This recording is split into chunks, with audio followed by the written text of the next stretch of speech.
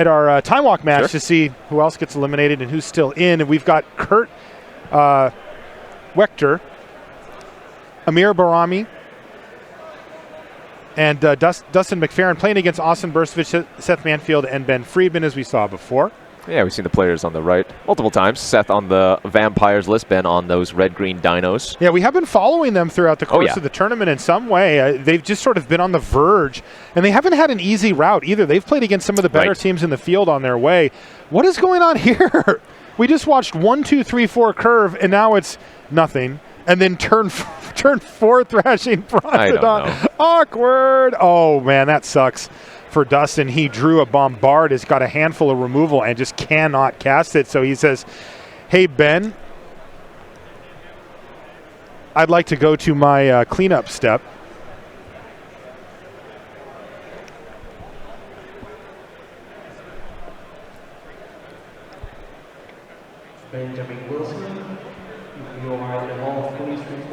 I've heard thrashing Brontodon's one of your favorite cards. It's my actual favorite card in the set. Actual favorite, okay. Yeah.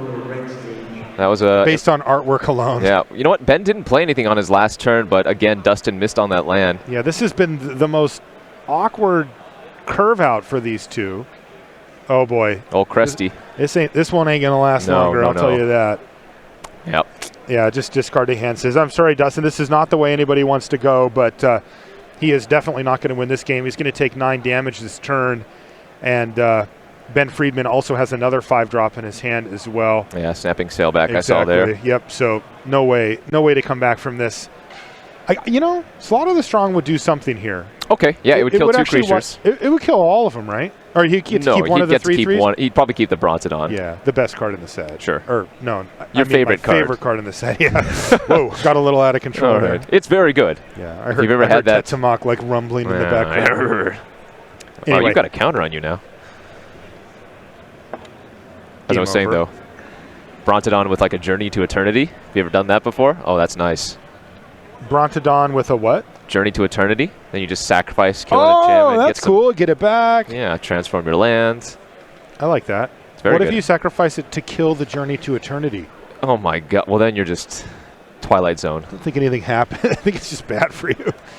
Is it as bad as having a Profane Procession on the opposite side of the battlefield? It is not as bad as that. Okay. And Amir here is just activated the Profane Procession for the first time. Wow, this has been a rough go here for us commentators in the time walk match, because these are just not close. Nope. There's a Ruin Raider, but Amir, you might as well read it. It's going to be on your side in a few turns. Seth understands that he can't just not do anything. Of course. Otherwise, Amir's just going to play another big creature, and then he can just use it the turn afterwards. So you need to run out your creatures. Maybe Amir just steals some of your more lackluster creatures like Ruin Raider. I mean, it's the same thing as Tetsamok. Exactly. Right? You're just in a position where you have no viable options other than to play directly into the card that's going to beat you anyway. So the nice thing about Tetsamok versus the Profane Procession is that, well, it's easier to kill Tetsamok once the damage has been dealt. Sure. It's 6 mana as opposed to 3 to cast and then only 5 to activate. And, well, your opponent doesn't get those creatures that were killed. Yeah, and we see Seth here just playing out all of these 3-drops. All very good 3-drops, by the way. Territorial Hammerskull, Ruin Raider, and now an Exalted Sky Marcher. But Amir here, he can just keep drawing cards if he wants to. Bishop of Binding now. He's just exiling every single thing that Seth Manfield puts on the battlefield. Well, he may be #1 in the world, but I don't think he's beaten this draw. Oh, my goodness sakes. Holy moly. He's got a Legion Lieutenant as well. Yeah. This is definitely a reason to be playing black-white vampires. And, yeah, Seth just scoops it up. He realizes, there's nothing he can do. Yeah, at this point, the the information that he shows him by casting more cards is worth more than his chance of actually winning this game, so he's going to scoop. So Waechter-Bahrami takes down Seth Manfield in game #1. But, again, we're not done yet. And I will remind you, much like the game that we just watched in our live one, both teams 10-2. So this is once again an elimination match, or I should say an elimination round for these two teams. So a lot on the line. All right. Kurt's got a pretty well built out board, and he's adding to it as well. Oh my God, 2 Merfolk Mistbinders. Holy smokes. This went from an attack for what? This went from an attack from 7 damage. Now it's adding 2, 4, 6, 8, 10 damage. It's 17 damage now. What? That's absurd. Because remember, not only are all the Merfolk getting +2/+2, the River Sneak is getting an additional +2/+2 from the triggers of entering the battlefield. Man, if I'm Austin Bursavich, I'm like, timeout. Guys, look at this. Like, I want you to know what happened here so you don't think I just, like, threw it away. Holy that moly. is a joke.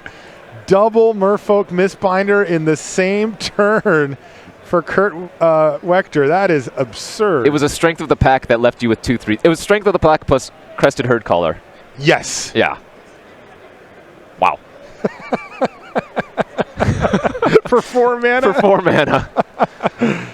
Oh, what a joke. And there's just not much you can do about that, because now even if Austin has like a Golden Demise, and I'm going to keep talking about this card, sorry Marshall, but no, I'm loving it. It won't kill the Merfolk Mistbinders because they're both 3/3s. Yeah, everything's out of range now. So he's going to need a single targeted removal spell. Something like Vanquish the Weak or Reaver Ambush would be great to start things off. But then he's going to need an additional removal spell or something else, just a larger creature. And that is the name of the game, right? Is trying to put your opponent in a position where they need multiple good cards to beat you. You know, those are, of course, the cards that are highest in demand in a booster draft or even in a team seal. You don't get all the removal. Yeah. You know, time and time again, we talk about the Soul of the Rapids. I think that's another card that's probably underperformed unless you can get the Mark of the Vampire or Squire's Devotion on it. Agree. Like, you just see it here. It's a 5 mana that's going to trade with, you know, any of Kurt's cards. Yeah, anything. Looks like Kurt's going to try to maintain, though, both of those Merfolk Mistbinders, and you can see why. He still has reasonable attacks. Attacking for 7 damage down on the ground here, and this clock is very quick. Yeah. I thought I saw some white cards in Kurt's hand. Oh, really? Yeah. Is he going greed mode here?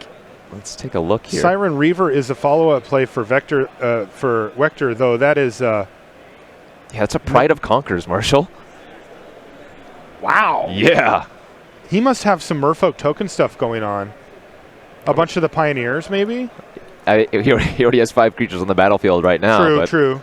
But I'm saying, like, if you're going to splash for that card... Oh, he has 3. Wait. Is that Slaughter the Strong? Is it? It is. That's amazing here. Oh, okay. My God. Does that kill everything? So it leaves 1 creature, of course, but I was talking to you about this earlier when we were walking to the site or something. If you have Merfolk Mistbinders or any of the Lords, it completely gets wrecked by Slaughter the Strong because now you can only save 1 creature. Your other Merfolk gets so pumped that during the resolution, you're only going to be able to save 1 creature at the time.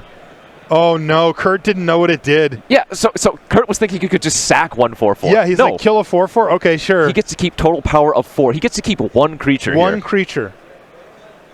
And Austin gets to keep his 1. So he tried to get rid of the Siren Reaver, and I think he's going to end up just keeping the Siren Reaver. Right, exactly. So, oh, my God. What a blowout for Austin Bursavich. Wow. Huge reversal here. I mean, normally you're like, yeah, double Merfolk Mistbinder. Nope, not today. They're pumping each other to 3/3s. He only gets to keep 1 thing here. That's crazy. You and I were talking about maybe he needs to find 2 removal spells in a row. It turns out a treasure plus a plains and a swamp. Oh, my God. What a blowout here for Austin Bursavich. The thing is, even if he keeps the Reaver, it just trades away for the soul. Well, I think he might want to do that at this point. Yeah, sure. No, he's going to try to still race by keeping the River Sneak. I mean, I like it, but... I like the idea, though. It's going to be hard. It's only a 1/1. Like, he loses this race pretty handily. Is a 4-for-1 good? Man, and the sick part is that Austin set it up so that he loses nothing. Right. Yeah, pick him up. Yeah, he is going to keep the Reaver after all. Oh, my God. That was nasty. Austin Bursavich is a bad, bad man. Yes, he is. Yeah, that's crazy. We were literally on the escalator going back to the hotel room last night, and Kenji and I were having a conversation about how good it is against these 2 Lords.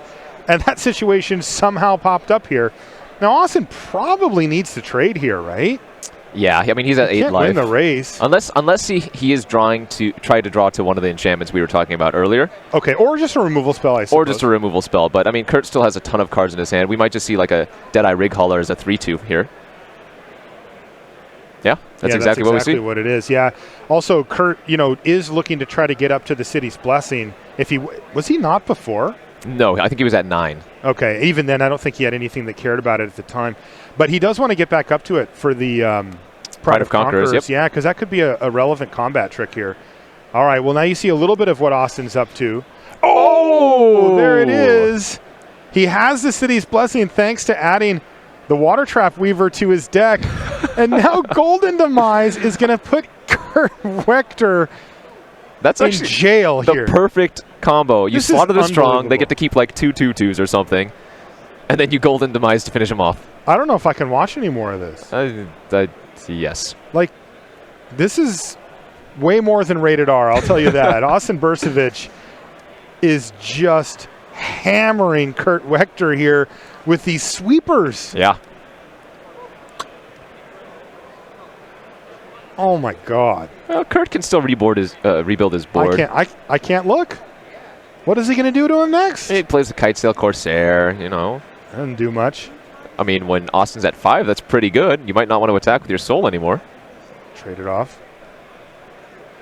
Like, Kurt might be able to sneak in a few points of damage. And then get him with the Pride of Conquerors. Because yeah. it does change the clock by a turn. It does, exactly. Yeah, Austin's having none of that.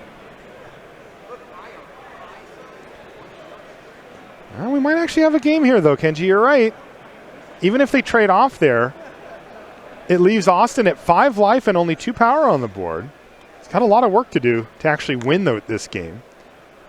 Though it's hard to imagine he doesn't win this game after the extreme card advantage that he garnered. I think he found that Plains for the turn. Still has another Deadeye Rig Hauler. So he plays the land, goes up to 7 permanents. Plays the Rig Hauler, goes up to 8. Maybe he sandbags the Plains. He did sandbag it. Okay. But that could be dangerous given that sometimes the way that you get up to the requisite number of permanents. The other Pride of Conquerors for the turn. Awkward. And it makes sense now to play it out. Try to just get... Might have last turn. I mean, if he went land, he could have had it online. Right. Now, right. I mean, I think in these cases, might close. Like the concealing information is nice, but not as relevant as just getting a luxury, right? Like, yeah. What is Austin going to do? Play around Pride of Conquerors because you played a Plains? Like, and this is game 1, so he probably doesn't even know about it. No. Ooh. Was that Charter Course? I think that was Crashing Tide. Oh, Crashing Tide. Okay. That could be good. That's very good here. He gets to bounce the Spirewinder, draw a new card. Oh, boy. And maybe even hit a land and get himself up to the City's Blessing. At the very least, get in for 2 points of damage. In fact, 2 permanents. He gets to attack with both here, and Austin's going to have to block the 3-2. You can prop off one of the Pride of Conquerors, put Austin to 2, eat the Water Trap Weaver, and then set up for a following turn. Yeah, who needs the City's Blessing? It looks like the Pride of Conquerors is good enough. Dude. Yep. Very swingy game. Is Kurt going to win this game? There's no way he wins this game after that, right? He can still play the land. That's 9 permanents. Yeah, he's not quite there. He's not going to lose any of his permanents this turn. He's not facing lethal on the crackback, not even close. I love it. I love the attack. There you go. Pride of Conquerors is going to run over and put Austin Bursavich to 2.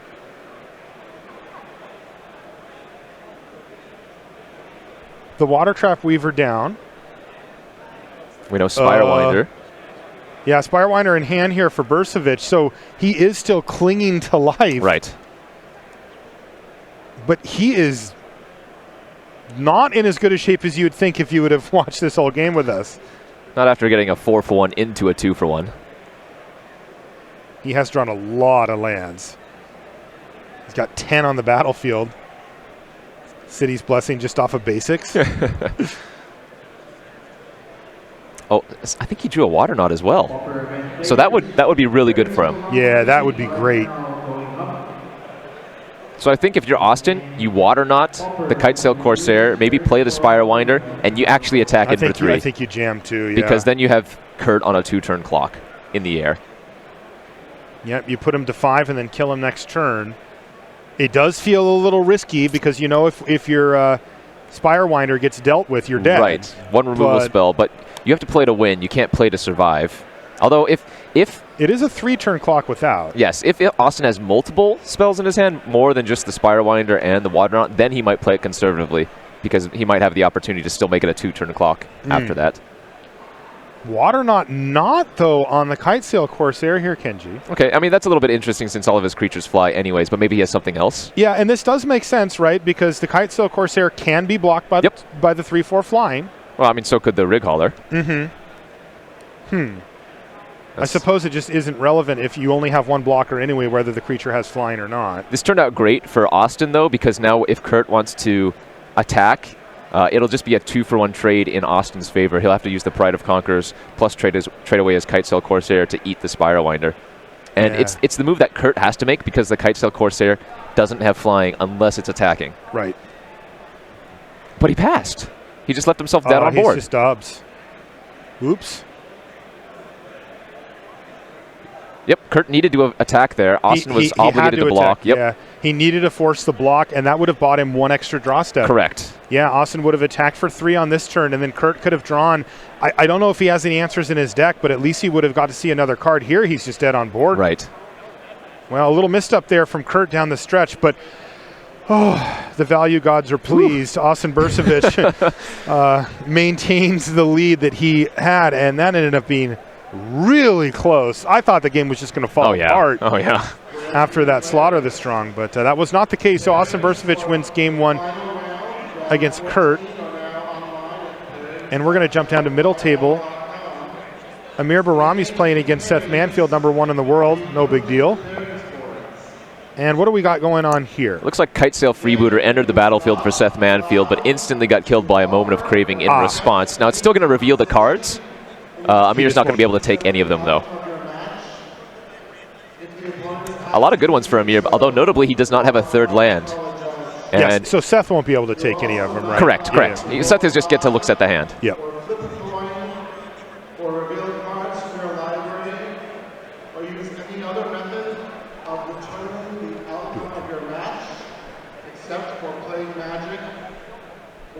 Okay, it sounds like we got pairings going up for the last round of Swiss behind us, which means, unfortunately, we do need to cut this short.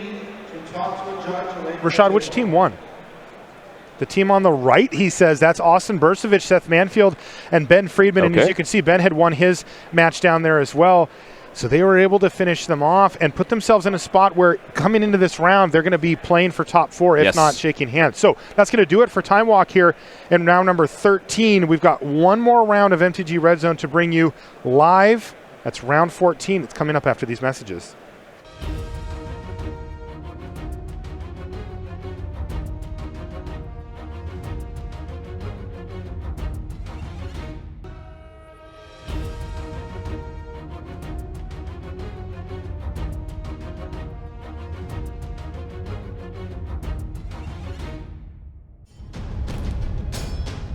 Looking for a challenge? Magic Online offers monthly limited and constructed events which lead to the yearly Magic Online Championship. Download Magic Online at mtgo.com and start earning the points you need to enter. Always know the right play to make? Show off your skills at a local preliminary Pro Tour qualifier. With over 2,000 game stores worldwide running PPTQs, find an event near you at magic.wizards.com/PPTQ.